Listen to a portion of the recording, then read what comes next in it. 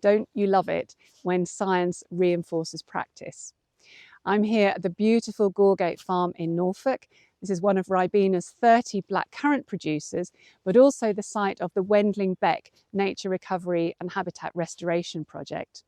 And this is an exemplar project where 4 landowners came together. They pooled 2,000 acres of their land to rebuild for nature. Now, this chalk stream behind me used to follow a very different trajectory, a straight line.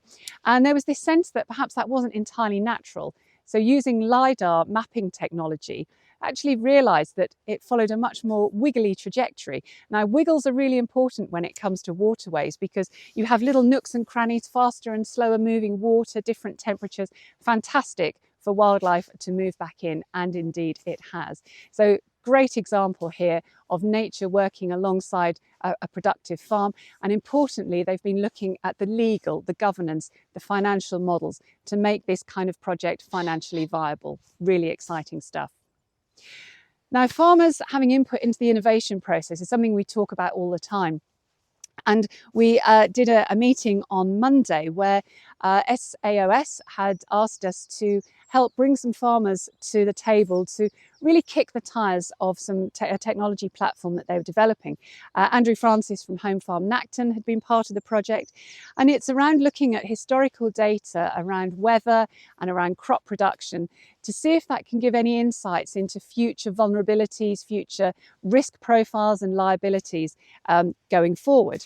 And so we had some farmers come and almost literally kick the tyres of this platform, and just a great conversation because the farmers just bring different perspectives, different ideas, and bringing farmers in on the innovation process, you absolutely cannot underestimate the importance of it. And then moving on to farmer adoption. Gosh, doesn't everybody get so worried about farmer adoption not being fast enough? We know what incentivises farmers to adopt new technology. It needs to work, and they need to see it working. So we have a demo day set up at Elvedon Farms, the Elvedon estate on the Norfolk-Suffolk border, and that is an opportunity to look at technologies for soils and water management. So we have tech developers from across the community who will be showing their technology, and farmers will be coming and asking the right questions of the innovators with, we hope and expect, a view to faster adoption. So there we go. Yesterday, we also talked about communication at our Early Career Innovators Forum event on the role of communication in agriculture, telling the story.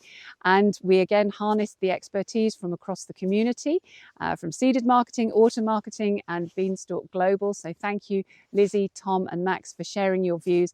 And this importance of being authentic, being credible, and the different ways that we now communicate about agriculture. It's not just about placing print articles in the print media, although that is important, but other ways of communicating, including like this, doing a vlog. And then welcome to some new members this week. Who shall we go with? We've got Certis Belshim. They produce crop protection materials, both chemical and biological.